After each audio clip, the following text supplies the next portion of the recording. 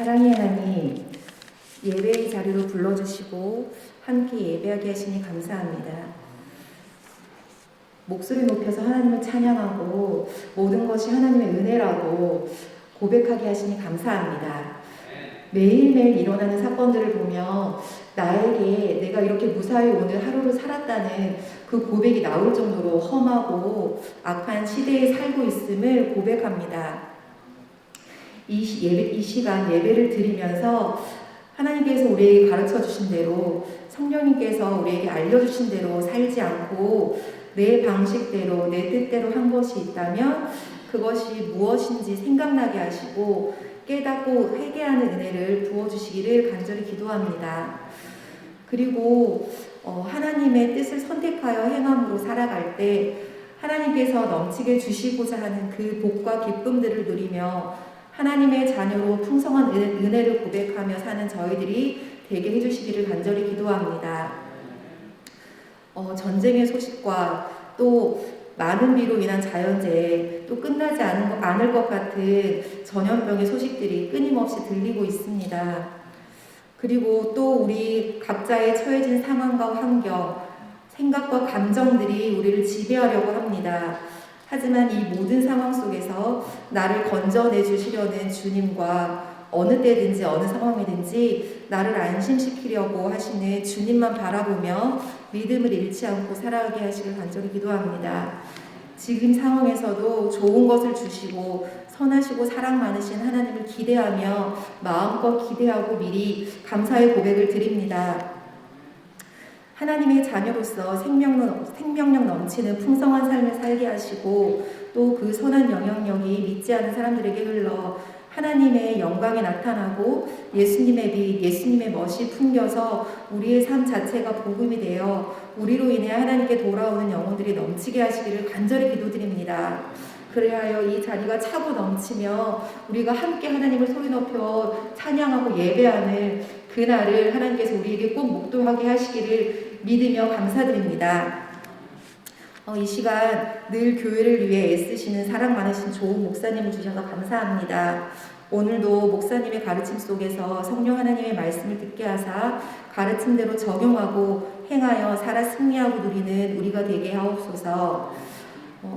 하나님께서 우리 각 사람에게 이 순간에도 여러 가지 음성으로 말씀하고 계시는 것들을 알고 있습니다. 우리가 외면하지 않게 하시고 들을 수 있는 귀를 주시고 또 우리의 영혼을 하나님께서 만지사 그 모든 응답 가운데 우리가 응답하며 부응하면서 살게 하시고 하나님의 목소리에 순종하며 이번 한 주도 승리하여 하나님께 영광 돌리는 귀한 삶을 살게 하실 것을 감사드리며 사랑 많으신 예수님의 이름으로 기도했습니다.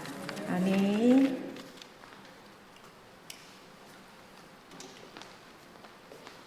네, 감사합니다. 하나님 말씀은 마태복음 20장입니다. 마태복음 20장 오늘 17절에서 28절까지입니다.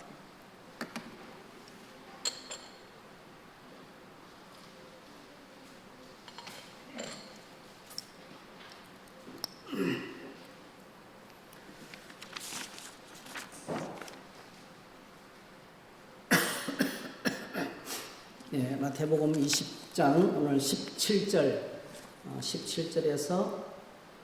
28절까지 같이 읽으시겠습니다. 예수께서 예루살렘으로 올라가려 하실 때에 12 제자를 따로 데리시고 길에서 이르시되 보라 우리가 예루살렘으로 올라가노니 인자가 대제사장들과 서기관들에게 넘겨지매 그들이 죽이기로 결의하고 이방인들에게 넘겨주어 그를 조롱하며 채찍질하며 십자가에 못 박게 할 것이나 제3일에 살아나리라. 그때에 세베대 아들의 어머니가 그 아들들을 데리고 예수께 와서 절하며 무엇을 구하니 예수께서 이르시되 무엇을 원하느냐 이르되 나의 이 두 아들을 주의 나라에서 하나는 주의 우편에 하나는 주의 좌편에 앉게 명하소서. 예수께서 대답하여 이르시되 너희가 구하는 것을 알지 못하는도다. 내가 마시려는 잔을 너희가 마실 수 있느냐? 그들이 말하되 할 수 있나이다. 이르시되 너희가 과연 내 잔을 마시려니와 내 좌우편에 앉는 것은 내가 주는 것이 아니라 네 아버지께서 누구를 위하여 예비하셨던지 그들이 얻을 것이니라. 열 제자가 듣고 거두 형제에 대하여 분이 여기거늘 예수께서 제자들을 불러다가 이르시되 이방인의 집권자들이 그들을 임의로 주관하고 그 고관들이 그들에게 권세를 부리는 줄을 너희가 알거니와 너희 중에는 그렇지 않아야 하나니 너희 중에 누구든지 크고자 하는 자는 너희를 섬기는 자가 되고 너희 중에 누구든지 어뜸이 되고자 하는 자는 너희의 종이 되어야 하리라. 인자가 온 것은 섬김을 받으려 함이 아니라 도리어 섬기려 하고 자기 목숨을 많은 사람의 대속물로 주려 함이니라. 아멘. 오늘 이 말씀을 가지고 우리 주 예수 그리스도 이런 제목으로 잠시 말씀을 나누겠습니다. 우리는 지난 주일에 우리가 함께 세워가야 될 교회가 어떤 것인지를 함께 좀 생각했습니다. 예수님께서 모처럼 제자들과 함께 황제를 위해서 만들어진 휴양도신 가이사라 빌립보의 그 골목길을 거니면서 너희는 나를 누구로 하느냐 하는 질문을 시작으로 사람들이 나를 누구라 하느냐는 이 질문을 시작으로 예수님께서 제자들이 신앙 고백을 들으시고 그리고 반석 위에 무너지지 않는 경건 교회를 내가 세우겠다. 어떤 것도 무너뜨릴 수 있는 교회를 세울 거다. 이렇게 말씀을 하시면서 이 말씀을 통해서 우리가 함께 만들어야 될 교회가 어떤 것인지를 생각했습니다. 여러분 신앙 생활의 시작은 신앙을 고백하는 데서부터 시작이 됩니다. 교회를 나오면서 교회를 출석하면서 신앙생활은 시작되는 것이 아니고요. 주님을 향한 신앙이 고백되는 순간부터 신앙생활이 시작이 됩니다. 그래서 우리가 믿음의 세계로 들어서기 위해서는 예수 그리스도께서 누구신지부터 바로 알아야 돼요. 우리 주님께서 친히 말씀하셨습니다. 요한복음 14장 6절에 보니까 예수님께서 하나님께서 보내신 유일한 구원자다. 예수께서 이르시되 내가 곧 길이요 진리요 생명이니 나로 말미암지 않고는 아버지께로 올 자가 없다. 하나님께서 보내신 구원자는 나밖에 없다. 이렇게 주장하는 것이죠. 내가 유일한 길이고 유일한 진리고 유일한 생명이다. 이렇게 자신을 소개하셨어요. 그리고 이제 예수님이 십자가에 죽으시고 부활하시고 승천하시고 성령이 오시고 난 다음에 성령 받은 제자들이 놀라운 일들을 행합니다. 특히 베드로와 요한이 성전에 기도하러 올라가다 안전병기를 일으키고 난 다음에 그 모여든 사람들에게 공개적인 장소에서 성전에서 황제가 주라고 믿는, 그러니까 온 세상에 주는 황제밖에 없는데요. 그 공개된 장소에서 얼마 전까지만 해도 그러니까 이제 예수님이 2달도 되지 않았죠. 채 2달도 되기 전에 예수님께서 황제 대신에 자기가 왕이라는 그런 무명을 뒤집어쓰고 정치적으로 십자가에서 비참하게 죽임을 당했어요. 그런데 그 공개된 오픈된 장소에서 베드로가 이렇게 설교했어요. 사도행전 4장 11절 12절에 이 예수는 너희 건축자들의 버린 돌로서 진모퉁의 머릿돌이 되었느니라. 여기서 말하는 집이 교회입니다. 예수님께서 교회의 머릿돌이 되셨다는 거죠. 건축자들, 전문가들이 버렸다는 거죠. 그 당시 전문가들은 바리새인과 서기관들과 종교 지도자들입니다. 그 당시 사회의 실세들입니다. 그들부터 예수님은 버림을 받았지만은 버림받은 예수님이 십자가에 죽으시고 부활하시고 성천하시고 그리고 지금 교회에게 성령을 보내주시고 교회의 머릿돌이 되셨다는 거죠. 그러면서 외치는 말씀이 다른 이로서는 구원을 받을 수 없나니 천하 사람 중에 구원을 받을 만한 다른 이름을 우리에게 주신 일이 없음이라 했다는 거죠. 이 말씀에 의하면 하나님이 보내신 유일한 구원자는 예수 그리스도밖에 없고 우리가 믿을 수 있는 유일한 믿음의 대상은 예수님밖에 없는 거예요. 예수님 외에 믿는 모든 믿음은 여러분 구원받을 수 없는 믿음입니다. 여러분 돈을 믿을 수 있고 자기 자신을 믿을 수 있고 건강을 믿을 수 있고 어머니 아버지를 믿을 수 있고 자식을 믿을 수 있지만은요 그 믿음은 나를 구원할 수 못합니다. 여러분. 그 믿음은 상황 따라서 바뀌는 거예요. 어제 철석같이 약속해도 약속을 지킬 수 없는 상황이 오는 거예요. 이 땅에 존재하는 모든 것들은 믿음의 대상이 될 수가 없어요. 아무리 성자고 아무리 박식하고 아무리 능력이 많아도 여러분 사람이 세상을 떠날 때 보면 노벨 문학상을 받은 사람은요 노벨 화학상을 받은 사람이 세상을 떠날 때 그 옆에 우리 용태 선교사님이 있었는데 마지막을 지켜줬는데요. 1, 2, 3, 4도 모르고요. 자기가 누군지도 모르고요. 치매가 와가지고. 가족도 없이 홀로 쓸쓸하게 그렇게 세상을 떠나더래요. 세상에서 그 엄청난 석박사인데, 존경받는 어른이신데, 자기가 자기를 어떻게 할 수가 없어요. 돈의 힘으로 되지 않습니다. 자기가 알던 지식 아무 소용없습니다. 건강 소용없습니다, 여러분. 이 땅에 존재하는 그 어떤 것으로 우리가 지금 건강이 최고야, 돈이 최고야, 뭐 사람들이 최고야, 자식들이 최고야. 여러분, 마지막 순간에는 아무것도 소용없습니다. 우리를 구원할 자가 아무것도 없다는 거예요. 유일한 믿음의 대상자는 예수 그리스도밖에 없습니다. 나를 구원하실 분은 예수님밖에 없는 줄 믿습니다. 그래서 예수님은 우리가 믿을 수 있는 유일한 구원자가 되시고 우리가 신앙할 유일한 믿음의 대상이 되십니다. 그래서 우리 모두가 비가 내리고 창수가 나고 태풍이 몰아닥쳐도 결코 무너지지 않는 견고한 반석 위에 세워가야 할 신앙 고백의 내용은 딱 두 가지예요. 첫 번째로 예수 그리스도께서 하나님께서 보내신 그리스도라는 거죠. 예수님은 하나님의 그리스도다. 누가복음의 말씀처럼 예수님은 하나님께서 우리에게 보내주신 유일한 구원자라는 거죠. 구세주 그리스도라는 말은요, 날 위해서 그분은 나의 죄를 처리하시고 우리 오늘 저와 여러분들을 구원하시기 위해서 십자가에 죽으시고 부활하시고 성천하시고 그리고 성령을 보내주시고 지금 우리와 동행하시면서 하나님 보좌 우편에서 하늘을 다스리시고 땅을 다스리고 교회를 다스리시고 그리고 뭐죠? 역사의 마지막에 다시 오심으로 말미암아 하나님 나라를 완성하실 그리스도가 되십니다. 우리를 위한 구원자, 하나님께서 기름 부어 세우신 보내신 왕이시고 제사장 되시고 선지자 되시는 유일하신 분이 바로 예수님 되시다는 거죠. 그래서 여러분, 우리의 신앙 고백은 예수님은 하나님의 그리스도이십니다. 예수님은 나의 구원자가 되십니다. 이 고백이 필요합니다. 두 번째 고백은 날 구원하신 그 예수님은 바로 뭐죠? 나의 주님이라는 거죠.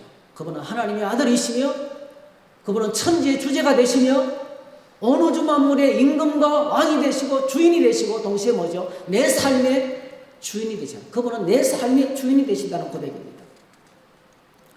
그래서 오늘 저와 여러분들이 이렇게 예수께서 그리스도가 되시고 예수께서 주가 되신 것을 믿는 믿음을 고백하는 공동체가 교회입니다.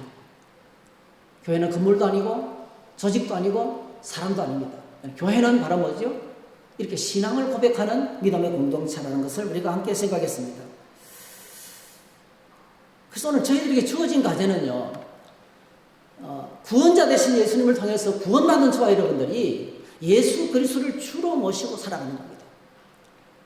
주님을 따라가는 삶이에요. 내 삶의 중심에 주님을 주인으로 모시고 살아가는 것입니다. 예수님을 주인으로 모시고 여러분 살아가고 있습니까? 그게 주님을 믿는 신자들의 삶의 방식이에요. 예수님을 주로 모시고 내 삶의 주인으로 내가 결정하는 대신에 주님이 결정하게 하시고 내 생각을 포기하고 주님 생각을 받아들이고 내 인생의 야망을 내려놓고 주님께서 말씀하시는 비전을 따라가고 내 속에서 들리는 인생 철학을 따라가는 것이 아니고요. 세상에서 들려오는 가치관을 따라가는 것이 아니고요. 주님의 말씀을 따라가는 삶이 오늘 저와 여러분들이 주어진 주님 앞에 설 때까지 이 세상 끝날까지 주어진 과제인 것입니다. 그래서 우리의 신앙이 항상 이렇게 늘 점검이 됩니다. 늘 점검이 돼요. 내가 정말 예수님을 주님으로 믿고 살아가고 있는가 하는 이 점검이 필요합니다. 그런데 오늘 우리가 사는 이 세상에는요, 우리의 신앙을 뒤흔드는 우리의 신앙이 깊어지고 성장하는 것을 가로막는 장애물들로 가득합니다. 오늘 우리가 읽은 본문에 보니까 이제 성경을 이제 여러분 보시면 성경 속에 그 앞부분에 제목이 달려 있잖아요. 예수님께서 세 번째로 십자가에서 죽음 당하실 것을 세 번째로 하시는 말씀. 주님께서 세 번째로 순환을 내고 하신 말씀이에요. 그러니까 지금 이 부분이 벌써 첫 번째가 아니고요. 세 번째 예수님께서 십자가에 죽으시고 부활하시고 영광을 거두실 것을, 그러면서 십자가의 죽으심과 부활을 통해서 하나님의 큰 구원을 이루실, 이게 성경 전체의 큰 하나님의 계획인 것을 말씀하면서 예수님께서 그냥 가르치지 않으셨어요. 제자들이 알아들을 수 있는 그대로 선포만 하고 내가 죽는다 살아난다 이렇게 한 거 아니에요. 가르치신 거예요. 세 번째로 가르치신 것입니다. 그들이 알아들을 수 있는 대로 말씀을 가르치고 있습니다. 그런데 오늘 우리가 성경을 보면 세 번째로 예수님이 십자가에 죽으시고 부활하시고 가르치고 계시는데, 제자들이 예수님과 3년 동안 따라다니면서 직접 말씀을 듣고 직접 주님과 동가동락했던, 같이 살았어요, 여러분. 예수님과 제자들은요, 이렇게 주일마다 한 번씩 모아서 말씀 듣는 게 아니에요. 같이 살았어요. 늘 같이 있었어요. 예수님께서 말씀을 가르치고 난 다음에 따로 들어와서 늘 따로 가르치셨어요. 그러니까 3년 동안이나 집중적으로 주님이 누구시고 어떤 분이시고 예수님이 행하시는 말씀이 무슨 말씀인지 계속 들어왔어요. 그리고 이제 마지막에 뭡니까? 내가 십자가에 가서 죽는다, 내가 부활한다, 이 사실을, 십자가의 죽으심과 부활을 통해서 하나님의 큰 분을 이루게 될 것이다, 이걸 이제 설명했어요. 세 번째로 설명했는데, 오늘 제자들이 예수님의 말씀을 전혀 못 받아들이고 있어요. 무슨 말인지 이해를 아예 못하고 있습니다. 여러분, 오늘 저와 여러분들이 딴 생각으로 가득 차면요, 하나님 말씀이 하나도 안 들려옵니다. 내 안에 있잖아요. 내 마음 속에 다른 것으로 가득 차 있으면 말씀이 전혀 안 들어옵니다.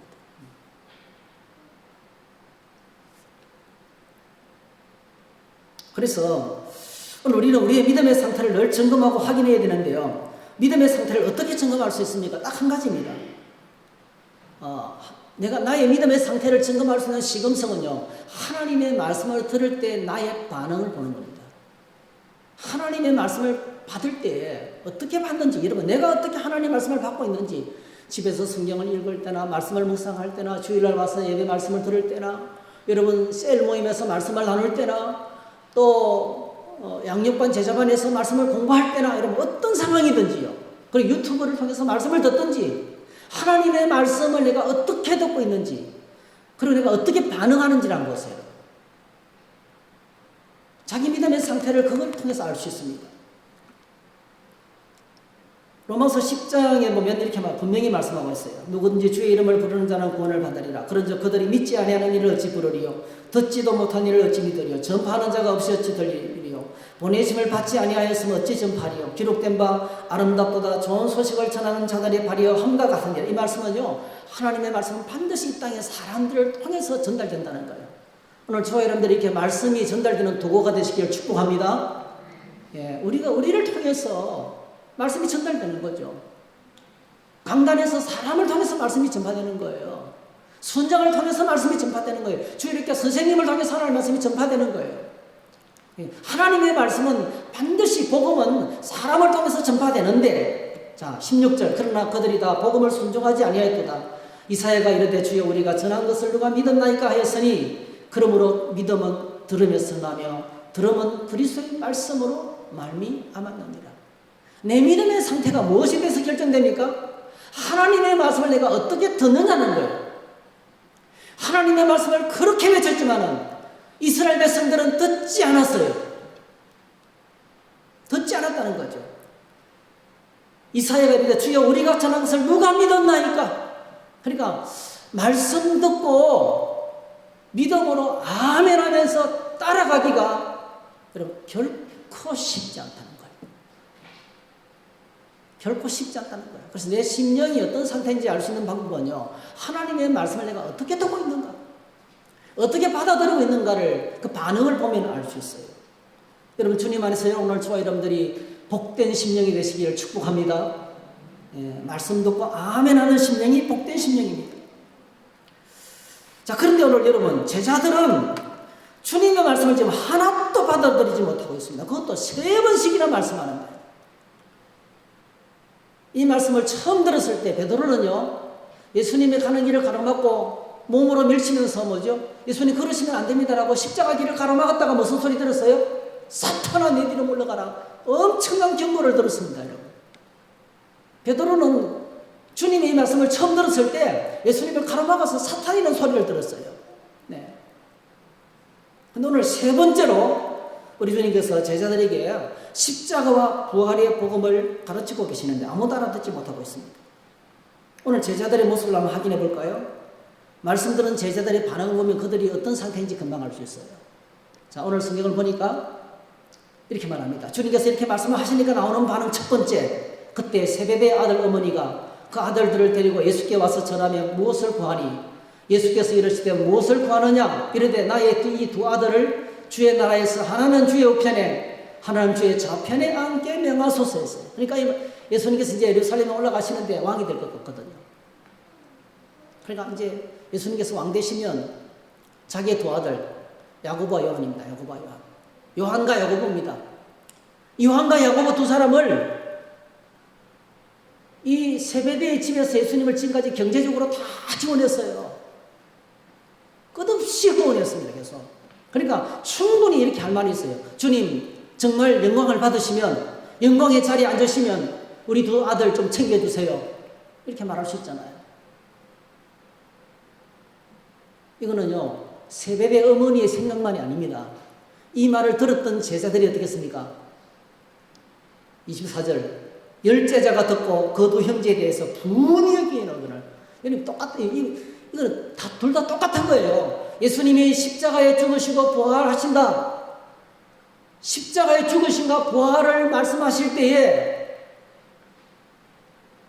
세베대의 어머니가 야고보 요한과 함께 청탁을 한 거나요. 그 소리 듣고 화내는 거나 똑같은 사람들이에요. 둘 다 뭡니까? 예수님이 십자가에 죽으신가 부활의 의미를 전혀 이해하지 못하고 있다. 둘 다 이해하지 못하고 있다는 거예요. 여러분 무엇이 이들로 하여금 그토록 주님께서 3년 동안이나 끝없이 계속해서 가르쳤는데 불구하고 하나님의 구속의 큰 그림을 전혀 깨닫지 못하고 있을까? 이 그들 속에 뭔가 들어앉아 있는 거예요, 여러분. 제자들 속에 큰 말씀을 듣지 못하게 하는 큰 돌덩어리가 들어앉아 있는 거예요. 그게 뭘까요, 여러분? 무엇이 주님의 말씀을 알아듣지 못하게 가로막고 있는 걸까요? 여러분, 저와 여러분들이요, 믿음으로 살아갈 때 우리 안에, 내 안에 꼭 기억하셔야 돼요. 예수님께서 이렇게 말씀하셨어요.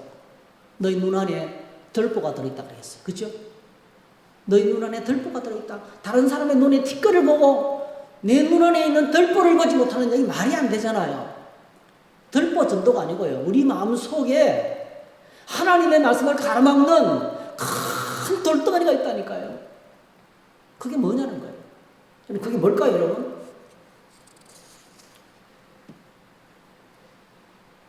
오늘 이 세베대의 어머니의 청탁 속에 그게 들어있어요. 야고보 요한의 어머니와 야고보 요한과 12명의 제자들은 똑같이 예수님께서 예루살렘에 올라가시면 뭐 죽으신다, 부활하신다, 이거는 전혀 못 알아듣고요. 한 가지는 안다. 이제 예수님이 예루살렘에 올라가시면 드디어 왕이 되시는구나. 그래서 예수님께서 마지막으로 예루살렘에 올라가셨을 때 사람들도 뭡니까? 참도 왕 되는 줄 알고 예수님을 왕으로 환영했어요. 호산나 다윗의 자손으로 오시는 이요. 물 위로 걸으시고 죽은 자를 살리시고, 여러분 한번 상상해 보세요. 모든 질병을 다 말씀으로 고치시고 5병이어로 5,000명을 먹이시고, 여러분 이분의 이 예수님의 전능하신 능력을 곁에서 지켜본 사람들이 드디어 예수님께서 예루살렘으로 올라가시면, 그러니까 다른 소리는 안 들리는 거예요. 그들 속에 있는 유일한 메시지는 딱 한 가지예요. 주님 예루살렘 올라가면 드디어 나라를 로마로부터 해방시키고, 지금 광복절이잖아요. 내일 광복절이잖아요. 광복절 휴가를 갖고 있잖아요. 우리 민족은 정말 큰 축복을 받은 민족입니다, 여러분요. 6.25 사변과 일제 압제를 통과했잖아요. 이건 아무나 경험할 수 있는 게 아니거든요. 우리는 정말 해방이 뭔지, 구원이 뭔지를 경험했어요. 우리 힘으로 아니고요. 하나님의 은혜로 해방된 것을 경험한 민족이잖아요. 이 십자가 은혜하고 똑같아요, 사실은. 예수님이 이제 오시면 다윗과 같이 주인국들을 다 싹쓸이 물리치고 왕권을 회복하고 나를 되찾기 때문에, 그 사람들이 생각하는 메시아의 시간은 바로 그런 시간인 거예요. 그러니까 그 성경 속에 나오는 하나님 나라를 그렇게 이해하고 있는 거예요. 하나님 나라, 예수님을 정치적인 왕으로 생각하고 그분이 오셔서 우리 인생의 모든 문제를 해결해 줄 걸로 생각한 거예요. 그래서 예수님께서 예루살렘 올라간다고 하니까 딴 소리는 안 들리고 뭐죠? 이제 드디어 올라가서 이제 큰 일을 저지르시는구나. 그렇게 생각하고 있었다는 거예요. 여러분, 이게 뭡니까, 여러분? 이게 바로 뭐죠? 이게 세상 성공입니다, 여러분. 이게 세속주의입니다. 세상 성공. 이게 세속적인 마음이에요. 오늘 저와 여러분들이 신앙을 가르마는 제일 큰 거는 이겁니다. 세속적인 마음. 세상 성공입니다, 여러분. 세상 성공에, 세상에서 성공하고 싶은 건강하고, 여러분, 오복, 무병장수, 부귀영화, 이런 잘못된 세상에 대한 욕심과 욕망이 우리 안에 가득하기 때문에요. 하나님 나라가 안 들어오는 거예요. 하나님 나라가. 이 땅에, 여러분, 이 땅에 존재하는 모든 것들은 다 없이 순식간에 지나가는데 그 바람을 잡으려는 헛된 것들만 붙잡고 있는 계속 헛된 것들, 눈에 보이는 헛된 것들만 자꾸 잡으려고 발구석을 치지요. 하나님 나라에 대해서 눈이 안 열리는 거예요. 오늘 저와 여러분들이 지난 시간에 가장 큰 돌덩어리, 그는 바로 뭡니까? 이 세상에 대한 욕심이에요. 세상 성공이라는, 세상에서 성공하고자 하는 세속적인 마음이에요. 그래서 이런 세상에 대한 욕심이 가득 차 있으면 여러분 높아지고 출세하고 건강하고 부자되고 큰소리 빵빵 치고 나도 살고 싶어. 이 세상에 대한 욕심과 이 욕심이 우리 안에요. 우리 안에 들어앉아 있으면 제자들하고 똑같습니다. 아무리 십자가 말하고 아무리 부활 말해도 안 들어옵니다. 하나님 말씀을 딱 가로막고 있는 거예요. 그럼 예수님께서 마태복음 6장을 한번 같이 보시면 마태복음 6장의 산상수훈에서 정말 주님께서 가르치신 것이 이겁니다. 예. 마태복음 6장에 보니까 제일 먼저 이제 기도를 가르치시면서 그러므로 너희는 이렇게 기도하라. 하늘에 계신 우리 아버지여, 이름이 거룩히 여김을 받으시오며 나라가 임하옵시며 뜻이 하늘에서 이루어진 것 같이 땅에서도 이루어지라. 이것이 오늘 저와 여러분들의 진정한 기도가 되시기를 축복합니다. 하늘에 계신 우리 아버지, 이름이 거룩히 여김을 받으시오며 나라가 임하옵시며, 한번 따라합시다. 나라가 임하옵시며. 이렇게 기도하라고 주님께서 말씀하신 거예요. 하나님 나라가 임하기를 원합니다. 하나님의 뜻이 이루어지기를 원합니다. 하나님의 통치가 내 삶에 이루어지기를 원합니다. 이렇게 기도하고 구할 것을 6장 처음부터 끝까지 말씀하신 거예요. 6장 처음부터 끝까지. 근데 여러분, 이렇게 하나님 나라를 구하면서, 하나님을 구하면서, 하나님의 의를 구하면서, 거룩을 구하면서 믿음으로 살아가는데 제일 큰 장애가 뭔지 아세요? 그게 이 땅에서 염려하고 걱정하는 거예요. 뭐 때문에 염려합니까? 목숨을 위해서, 몸을 위해서. 그 다음에 나오는 것이 뭐죠? 우리가 잘 알잖아요. 한 사람이 두 존을 섬기지 못할 것이니 호기를 미워하고 저를 사랑하거나 호기를 중히 여기고 저를 정히 여깁니다. 너희가 하나님과 재물을 겸하여 섬기지 못하느니라. 여기 나오는 재물이 바로 뭐죠? 이게 세속주의예요. 우리는 어떻습니까? 하나님을 믿어서 구원도 받고 싶고 세상에서 잘 되고도 싶고, 예? 세속적으로 성공하고도 싶고, 어떨 때는요 예수님을 잘 헌금도 드리고 봉사도 하고 수고도 해가지고 예수님의 마음을 기쁘게 해서 내가 원하는 것을 다 받아내고 싶어요. 그게 뭐죠, 여러분? 무서운 기복주의예요. 그게 하나님을 조작해서 움직여서 내가 원하는 걸 얻어내겠다는 거예요. 그게 이 땅의 모든 이방신의 우상신의 기본입니다, 여러분. 신을 움직여서 내 뜻을 이루겠다는 거예요. 근데 여러분, 놀랍게도 나의 뜻은 이루어지면 희망이 짝이 없고요. 그게 만족이 없습니다. 놀랍게도 우리 인생을 우리가 참 초라한데 초라한 날을 통해서 하나님의 뜻이 이루어지잖아요. 여러분, 지금 사도 바울이 하늘나라에서 얼마나 행복할까요? 그 가슴 벅찬 기쁨이, 여러분, 계속 예수 믿고 구원받고 수많은 사람들이 목숨 걸고 복음을 전하고 있고, 하나님의 교회는 핍박 가운데서도 복음이 증거되고 있고. 지난주에 제가 40년 전에 신앙생활 하던 부산 내성교회, 그래서 제가 대학부 회장을 했거든요. 우리 친구들이 만났어요. 참. 전도를 제일 많이 하던 형제님이 요즘은 교회를 잘 안 나옵니다. 그래서 오셨어요. 중국에서 사업하시는 분이신데 코로나 때문에 나왔는데 2년 반 동안 가족과 떨어져서 가족은 거기에 있고 못 들어가고 있는 거예요. 예.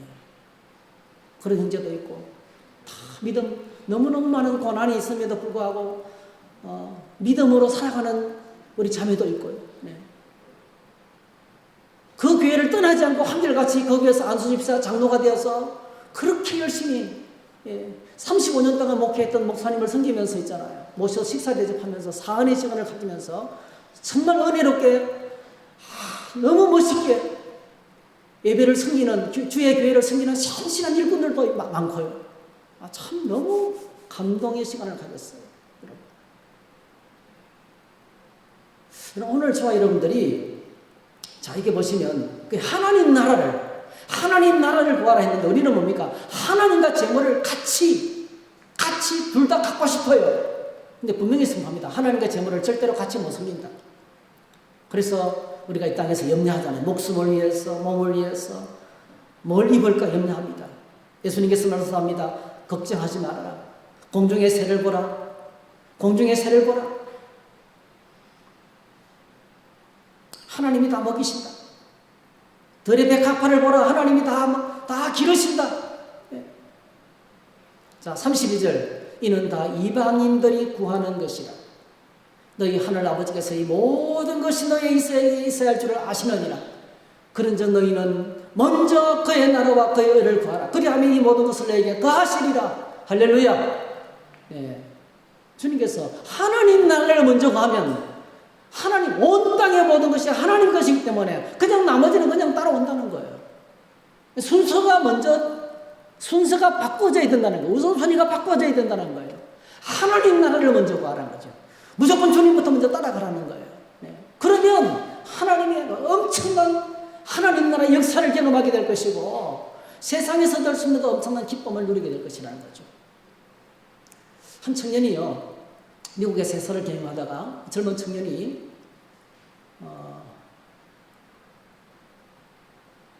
은혜를 받았어요. 그래서 공장을 다 처분하고 자기 이제 남은 생애는 하나님 나라를 구하면서 살아야 됐다 해서 선교사로 갔는데요. 그 나라가 어느 나라냐면 우리나라였어요. 그래서 여러분 그 당시에 우리나라는요. 세계에서 가장 가난하고 가장 미개한 나라였어요. 그러니까 지금 우리가 말하는 아프리카 저 구석에 말이죠. 예? 오지 같은 곳이죠. 우리나라는 그 당시에는요. 근데 그 형제가 우리나라에 와보고 나니까요. 이미 장로교 그 다음에 다른 교단에서 선교사가 암펜셀러, 언더우드 암펜셀러 뭐 이런 장로교 그 다음에 또 뭐 감리교 이런 선교사들이 막 들어와가지고요. 선교할 자리가 별로 없는 거예요. 그래서 원산에다가 선교 기지를 정하고 북쪽을 향해서 복음을 전하기 시작했어요. 이 청년이요. 그때부터 복음을 전하고 선교하기 시작했는데요. 250개의 교회를 세우고 250개의 교회를 세우고 그로 말미암아서 지금 현재 교회가 3만 교회가 넘어요. 그게 지금 성결교단이에요. 성결교회의 시초가 됐다는 거예요. 침례교의 시초가 돼요. 침례교. 침례교 선교는 그렇게 시작됐다는 겁니다. 그 사람이 만약에 여러분 공장을 하면서 사업을 하면서 그냥 잘 살았다면 그냥 그것으로 인생이 끝난 거예요. 한 사람이 잘 먹고 잘 살다가 끝난 거예요. 근데 그가 하나님 나라를 구하기 위해서 다 정리하고 자기의 삶을 이 미개한 땅에 들였더니 그로 말미암아서 250개의 교회가 세워지고 오늘날 3만 개가 넘는 교회 신자들이 하나님을 예배하는 공동체가 됐단 말이에요. 여러분 어떤 기쁨이 더 큰 기쁨이에요. 이는 비교할 수 없는 아마 하늘나라에서 그 엄청난 상급 속에서 감격해하고 매일 감격해하면서 살아가고 있을 거예요. 하나님 나라를 구한다는 것은 이런 겁니다, 여러분.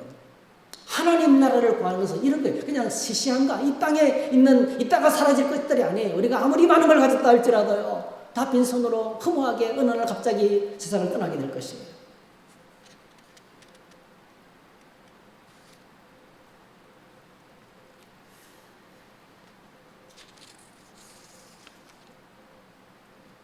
그래서 예수님께서 염려하지 말아라.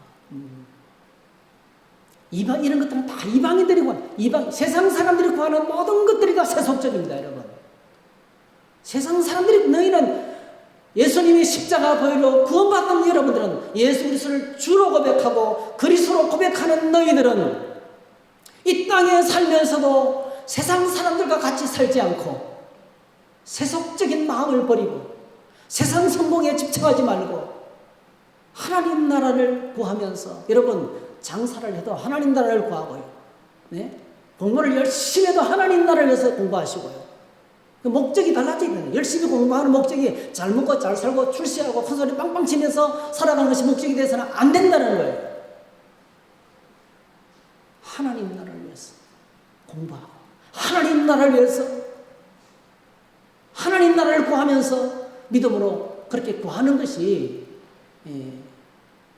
예수를 주 예수 그리스도로 고백하는 사람의 삶의 특징이 되어야 된다는 것입니다. 그래서 신앙생활의 가장 큰 하나님 나라를 구하는 것의 가장 큰 장애가 바로 뭡니까? 재물. 이방인들이 구하는 것들, 뭘 먹을까? 뭘 입을까? 더 큰 차, 더 좋은 아파트, 더 좋은 액세서리, 더 좋은 학벌. 여러분, 아무리 좋은 학벌을 가져도 세상 떠날 때 아무 소용없습니다. 바보처럼 돼서 세상을 떠납니다. 자기가 누군지도 모르고 세상을 떠나시더라고요. 마태복음 13장에서 하나님 나라 비유가 7가지가 나오는데 그 중에 첫 번째 이야기가 우리가 압니다. 여러분. 첫 번째 이야기. 땅에 씨앗을 뿌리는 이야기죠. 씨 뿌리는 비유 이야기죠. 예수님께서 비유를 해석해 주셨어요. 천국 말씀을 듣고 말씀을 뿌렸는데, 그러니까 길바닥, 그 맨질맨질한 길바닥에 씨앗이 딱 떨어지면 새가 바로 와서 쪼아먹어버린다는 거죠. 오늘 저와 이런데 하나님 말씀을 들을 때 가장 큰 장애물 마귀입니다. 마귀. 여러분, 예배할 때마다, 말씀에 보좌 앞에 나갈 때마다 마귀와 영적인 싸움에서 승리하시기를 축복합니다. 마귀가 말씀 듣지 못하도록 방해한다니까요. 두 번째, 큰 장애물, 우리 신앙의 큰 장애물, 돌짝밭. 돌밭에 씨앗이 떨어지면 어떻습니까? 싹이 나다가 태양빛이 비치면 여지없이 말라 죽습니다. 이거는 신앙생활의 시련입니다. 우리 신앙은 고난을 이겨야 됩니다. 고난을 통과해야 됩니다. 앞에 우리 교회 입구에 화단에 꽃이 심겨 있잖아요. 네? 어떤 때는 물을 제가 물 주는 걸 깜빡 어디 갔다 온다고 물을 못 주는 경우가 있어요. 열심히 지금 우리 집사님들이 주고 계시지만은 물을 못 주면 어떻게 됩니까? 그냥 얘들이요 죽기 직전까지 가는 거예요. 입이 다 늘어져가지고 죽을 것만 같아요. 근데 물만 주면 다시 뭐죠? 몇 시간만 지나면 다시 소생해요. 여러분, 내리쬐는 태양빛 속에서 이 식물들이 버티는 거 보면 존경스러워요. 사람을 그렇게 빨가벗겨 놓고 1시간만 세워놓으면 다 죽을 건데요. 그렇죠? 그리고 우리의 신앙은요, 환난과 핍박을 이겨야 돼요. 시험을 이기시기를 축복합니다. 이 세상에 우리가 믿으려고 하면요, 직장에서 내 주변에 있는 사람들이 나를 못 살게 굴어요. 절대로 쉽지 않습니다, 여러분. 교회도 절대로 저절로 되지 않습니다. 환난과 시험과 고난이 있습니다, 반드시. 우리 믿음을 통째로 흔드는 것들이 있다니까요. 그 시험을 이기고 나가셔야 됩니다. 그 다음에 세 번째 신앙생활의 방해물, 22절. 가시떨기에 뿌려졌다는 것은 말씀을 말씀을 듣지만은 세상의 염려와 재물의 유혹에 말씀이 막혀 결실하지 못하는 자유. 말씀을 귀로 듣지만은 이 말씀을 가로막는 큰 장애물이 있다는 거예요. 그게 뭡니까, 여러분? 세속주의입니다, 세속주의. 재물에 대한 걱정과 근심과 염려. 재물의 유혹에, 이 말은 부자 되고 싶은 거예요. 성공하고 싶은 거예요. 세속주의. 이 세상 성공이라는 큰 장애물이 말씀을 가로막아 열매를 맺지 못하게 한다는 거예요.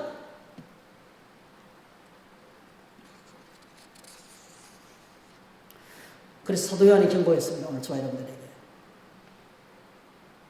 요한일서 2장 15절 16절 이 세상이나 세상에 있는 것들을 사랑하지 말라.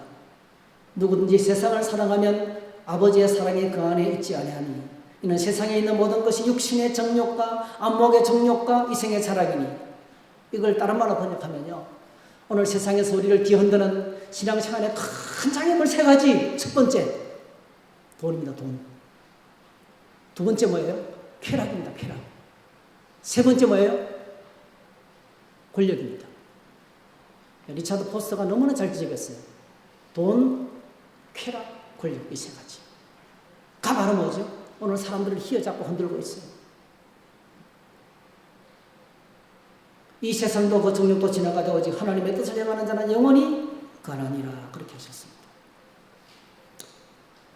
야고보서 하다가 오늘 저와 여러분들에게, 그리고 요한계시록 18장에서 여러분, 요한계시록이 이제 하나님께서 계속 심판하잖아요. 대접 심판, 나팔 심판 하잖아요. 나팔 심판, 대접 심판이 하면서 계속 심판 얘기가 반복되죠. 근데 마지막에 이제 심판이 끝납니다. 그게 요한계시록 18장이에요. 요한계시록 18장에서 뭐가 심판받습니까? 바벨론이 망합니다. 바벨론이 뭔지 아세요? 큰 음녀입니다. 끝없이 사람들을 잡고 유혹하고 뒤흔드는 뭡니까 그게? 이 세상입니다. 이 세상이 마지막으로 여러분, 세상 성공 바라면서 믿음으로 살면요, 세상 망할 때 같이 망합니다. 세상의 결국은 망합니다. 여러분, 요한계시록 18장에 이 세상이 망합니다. 완전히 음녀로 큰 음녀가 던져줍니다요. 무너지다 큰 성 바벨론이요. 그래서 이 무너진 바벨론 성에 대한, 세상에 대한 찬양이 요한계시록 18장에 나옵니다. 그리고 19장이 뭡니까? 어린 양의 혼인잔치. 20장에 뭐가 나옵니까? 20장에 이제 그 천년왕국. 21장, 22장에 새하늘과 새 땅, 새 예루살렘. 그게 끝입니다.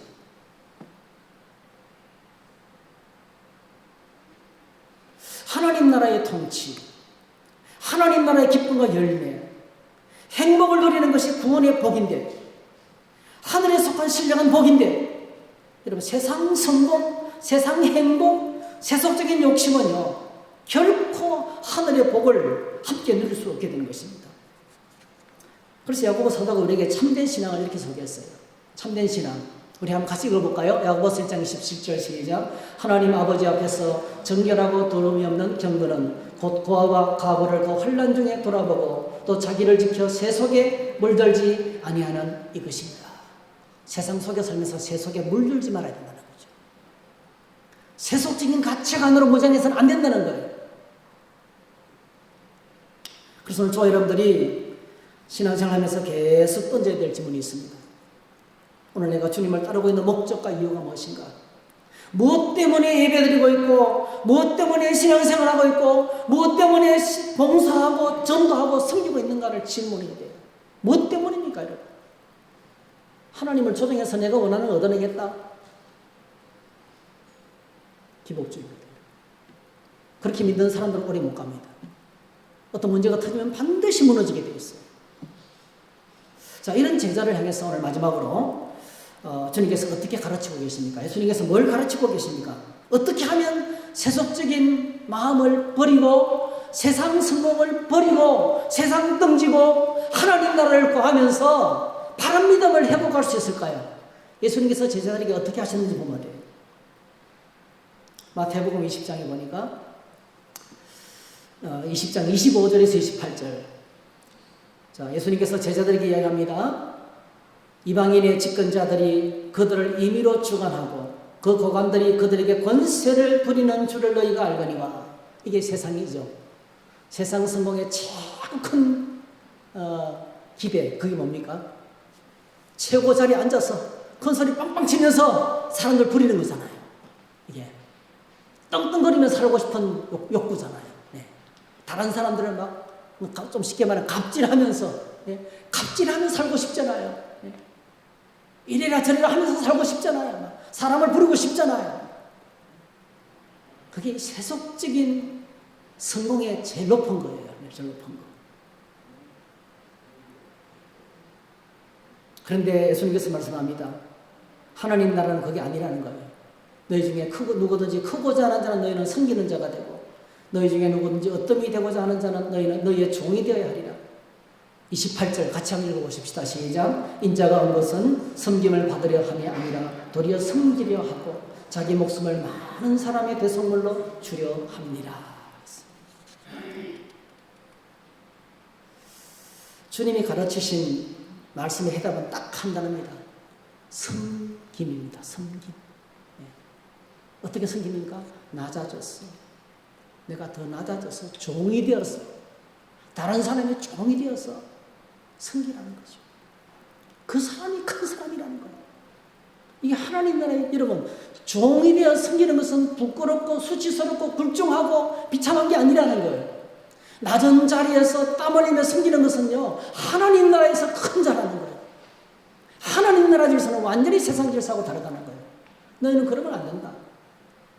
세속적인 성공을 노리고 큰 자리 차지해가지고 큰 소리 떵떵 치면서 살려고 지금 청탁을 하고 있는데 나는 지금 28절 내가 온 것은 섬김을 받기 위해서 온 것이 아니고 섬기기 위해서 왔다. 어떻게 뭡니까? 내 목숨을 많은 사람에게 내어주기 위해서 십자가를 향해서 올라가고 십자가 부활을 통해서 하나님의 구원을 이루시기 위해서 이 땅에 왔다.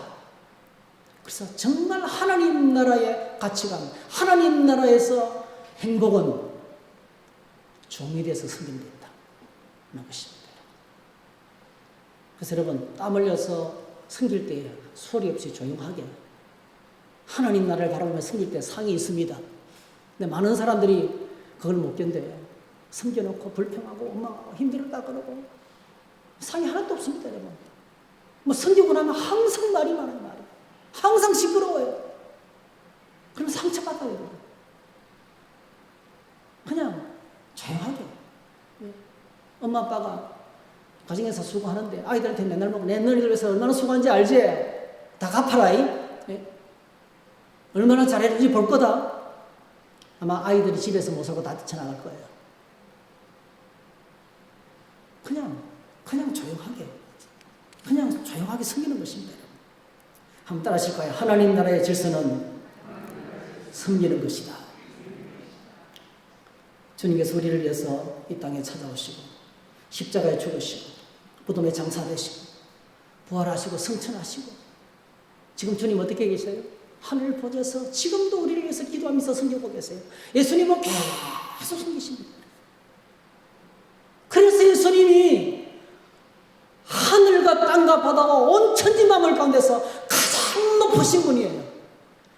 끝없이 섬기고 계시기 때문에 온 땅의 모든 사람들이 그분 앞에 엎드려서 찬양하고 경배하고 영광 돌리시는 영광의 자리에 앉아 있는 것입니다.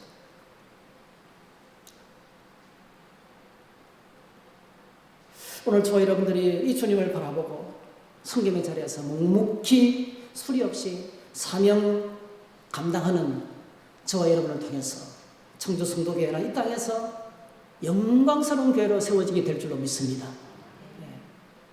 세속적인 마음을 비우셔야 됩니다. 세속적인 마음을 비워야 됩니다. 세상 성공 내려놔야 됩니다. 겸손하게 종이 되어서 섬겨야 됩니다. 그렇게 섬길 때에 하나님 나라가 임하고 하나님의 뜻이 이루어지고 오늘 저와 이런데 비록 작고 부족하고 어려워도 그 우리나라에 왔던 그 선교사님 이름을 제가 깜빡 잊어버렸는데요. 그렇게 고백했다는 거예요. 하나님 찌그러진 깡통과 저는 찌그러진 깡통과 같은데요. 이 찌그러진 깡통이라도 주님께서 이렇게 회복시켜 주 은혜를 주시면 이 깡통에다가 하나님의 영광의 복음을 담아서 섬기고 싶습니다. 그렇게 고백했다는 거예요. 그리고 한국 땅에 와서 250개의 교회를 세우고 지금 3만 개가 넘는 교회의 신자를 갖게 되는 그런 교단을 만들었다는 것입니다. 오늘 저희들이 우리 안에 신앙생활에 가장 무서운 것이 세상적인 마음인데요. 이거 내려놓으시고 그렇게 주님을 묵묵히 섬기는 저와 여러분이 될 때